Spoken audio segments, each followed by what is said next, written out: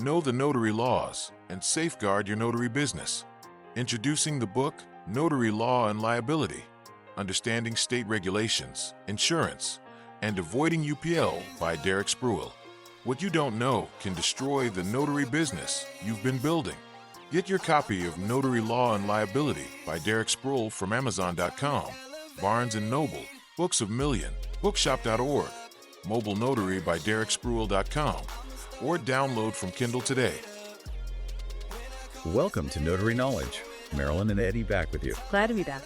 So you're likely an experienced, seasoned professional if you're tuning in. You already know how to stamp a document. Oh, absolutely. Right. Yeah. You are here because you are looking to aggressively scale your enterprise, decouple your time from low-margin work, and secure long-term sustainable revenue. Yeah, we are definitely moving past the foundational steps today. For sure. In prior discussions, we covered basic notary setups, the essential gear, standard operating procedures, everyday mechanics. But today's focus is strictly high-level strategy. We're looking at the actual math, right? Exactly. We are examining the true return on investment, the hard mathematical and strategic value of continuing education. We want to look at whether the capital you invest in advanced certifications actually translates to a sustainable, high-margin business model. Before we get into those numbers and the strategic breakdowns, a quick reminder to check out the video podcast No Notary with Eddie Montes Travis, as well as Marylyn's 90 Seconds of Notary. Two great resources. They really are. Both are excellent resources to keep your professional edge sharp as you navigate these more complex topics. So the mission today is to analyze two very specific, highly lucrative pathways. Right. We are going to use industry data and financial models to look at the certified reverse mortgage professional credential and then contrast that with the certified notary trust delivery agent credential. And they are very different beasts. Oh, completely.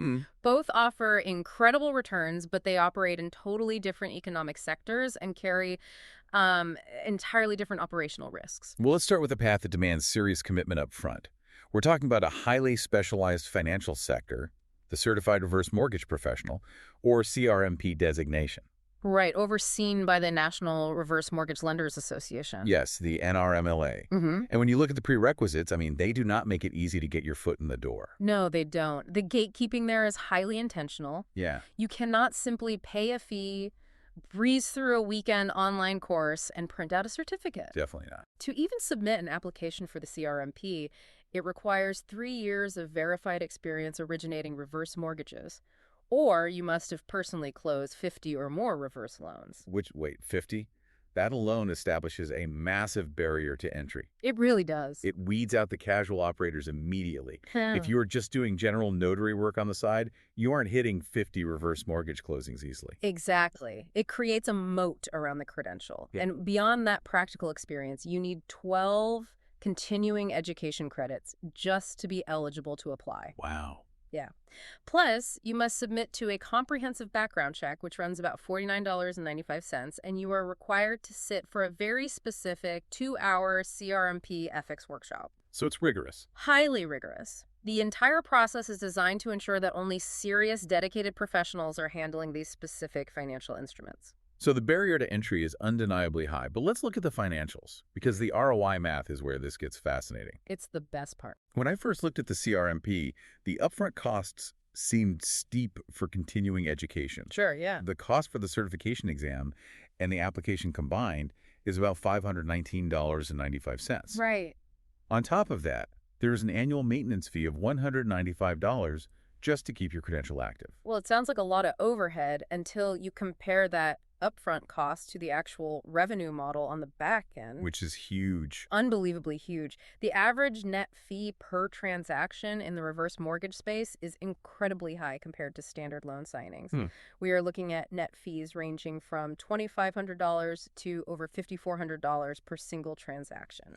Let's just pause on that math for a second. Yeah. If your minimum net fee is $2,500, your break-even volume for that initial investment is less than a fifth of a single closed transaction. Literally 0.197 transactions. That's crazy. A fraction of one appointment completely amortizes your initial capital outlay.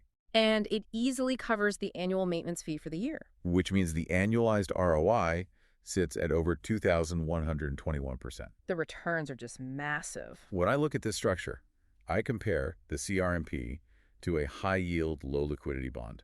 Okay, I like that comparison. Right. It requires significant upfront capital in terms of your time, your required experience, and your actual money. Yeah. It is not highly liquid because you cannot just jump in and out of it easily. But the payout per transaction is elite. Absolutely. My question, though, is about macroeconomic risk.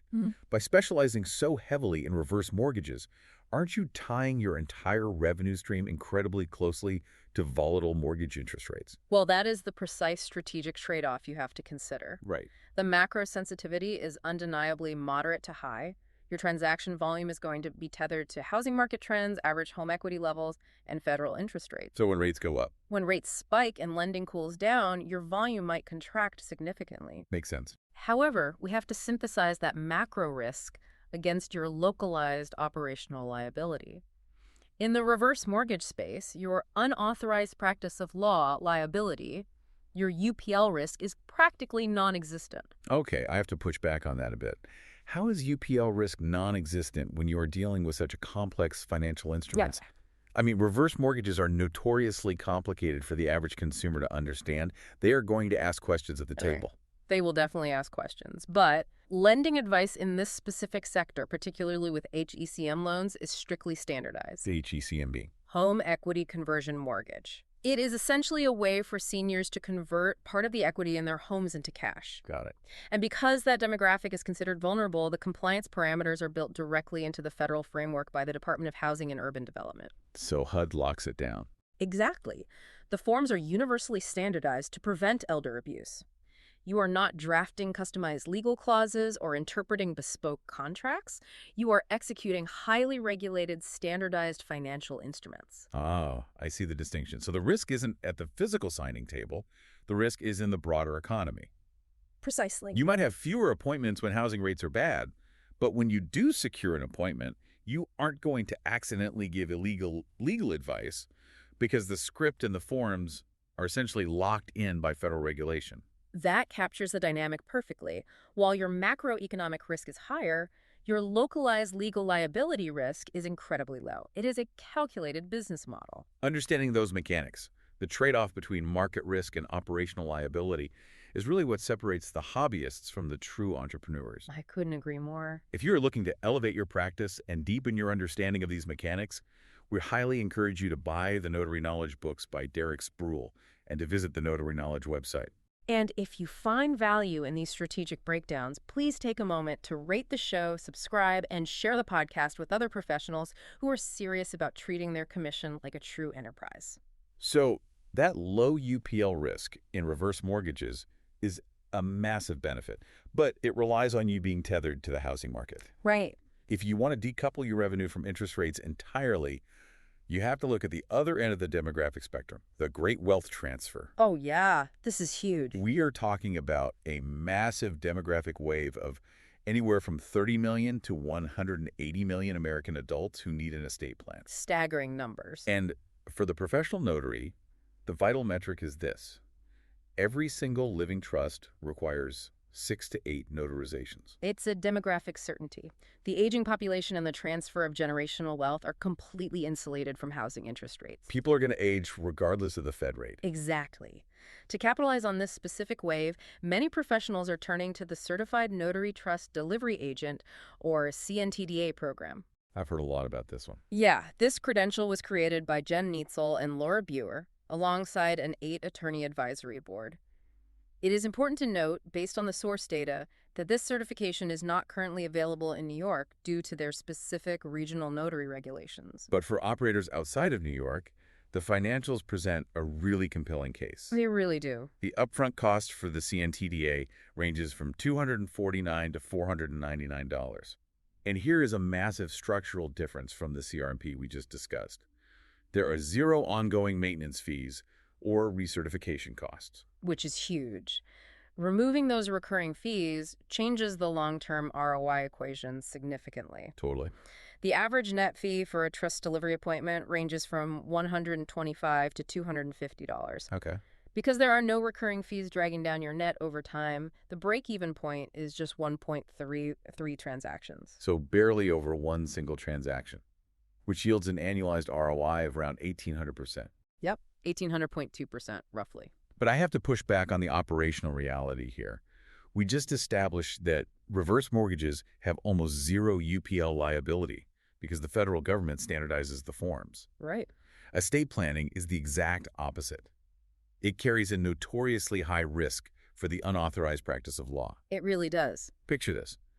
A client is sitting at their kitchen table, staring at a highly customized, complex trust document, and they ask you what a specific distribution clause means for their children.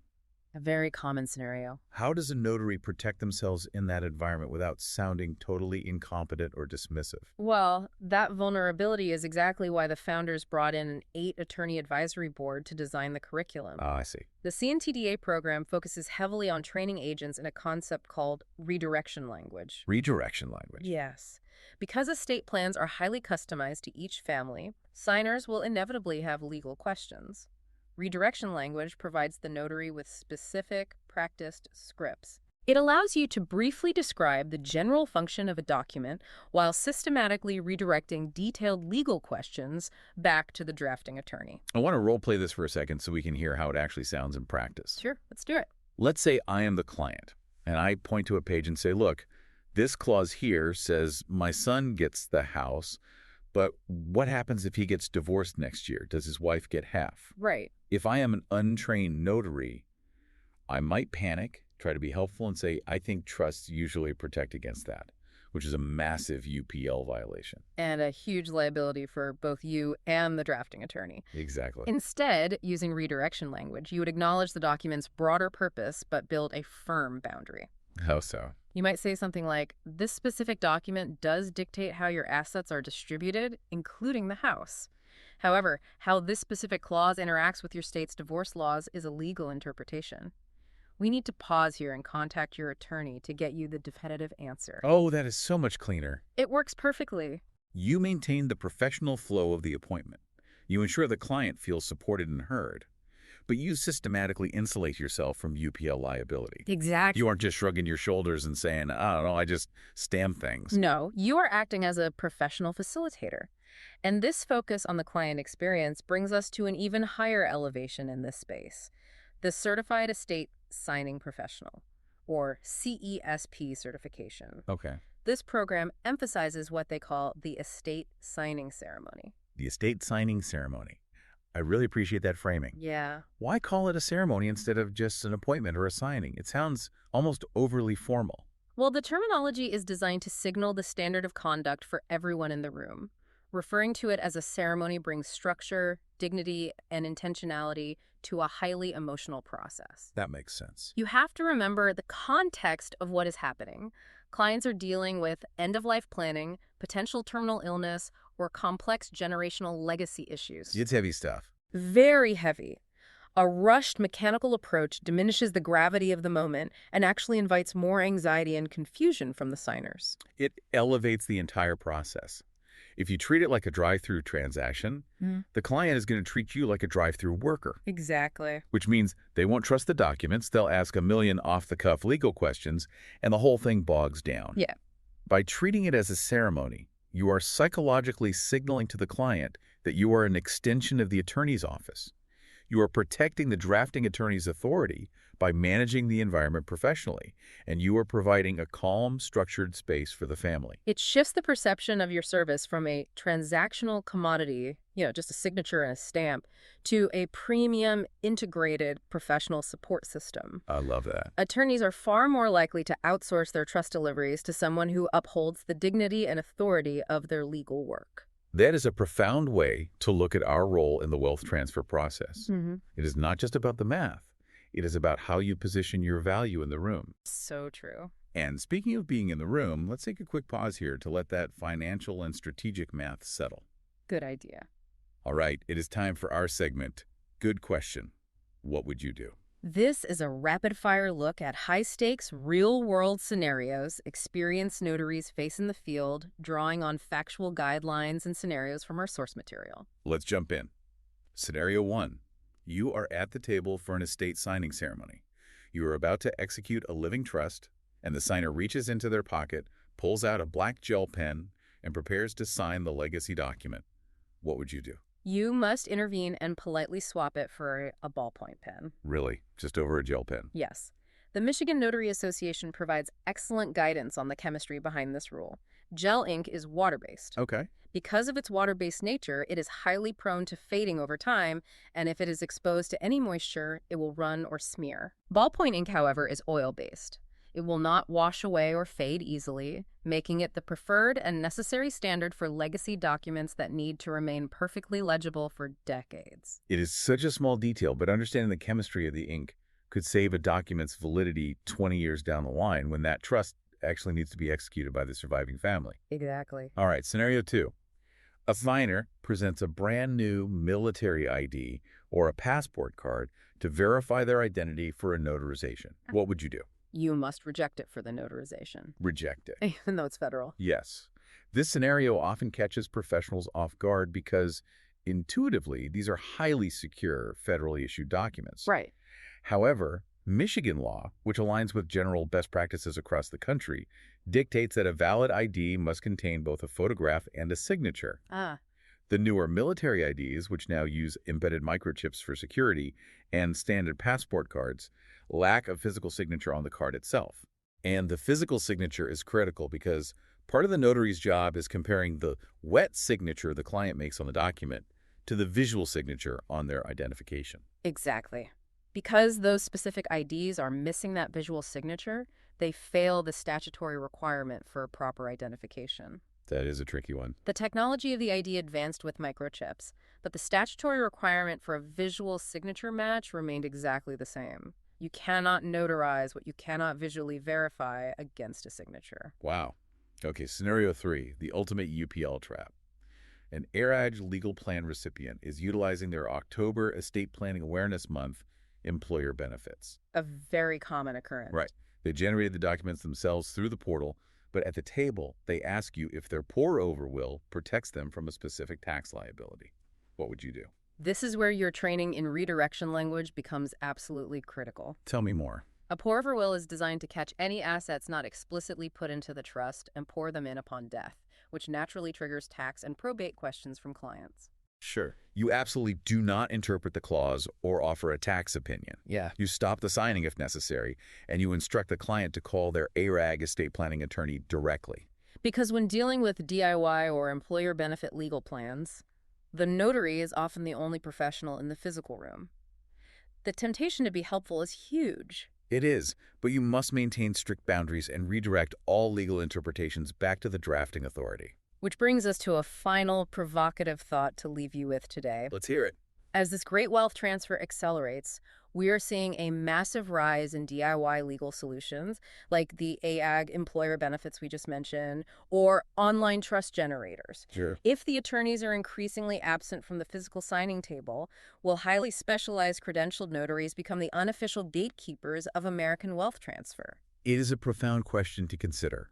As the legal drafting becomes more automated and decentralized through software, the physical execution of the documents becomes the primary choke point for fraud, coercion, and catastrophic errors. Yes, the professional managing that ceremony is the ultimate safeguard. It fundamentally changes the value proposition of the credentialed notary. Think about how that positions you in the market as you plan your continuing education and scale your business. Email your questions to Derrick at derrickspruill.com.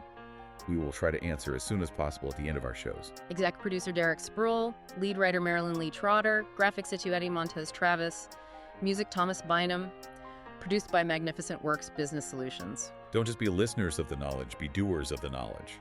This is Notary Knowledge. Until next time.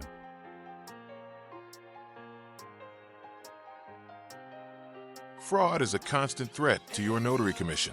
You need a shield. The book by Derrick Spruill, Notary Fraud Shield, could provide you with some advice.